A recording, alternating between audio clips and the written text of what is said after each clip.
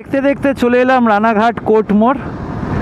এই রানাঘাট কোর্ট মোড় থেকে সোজা রাস্তাটা দেখো ব্রিজ করে দিয়েছে, দেখতে পাচ্ছ একদম ব্রিজ করে দিয়েছে, মানে সার্ভিস রোড দিয়ে একদম পুরো টান টান ব্রিজ করে দিয়েছে। আর এই দিকের লেনটাকে বন্ধ রেখেছে, এই যে এদিকের লেনটাকে বন্ধ রেখেছে, এটাও খুলে যাবে, যে রাস্তার কাজটা কমপ্লিট হয়ে গেলেই খুলে যাবে। তাই এখন আর শিলিগুড়িতে আমাদেরকে যেতে গেলে খুব একটা প্রবলেম ফেস করতে হবে না।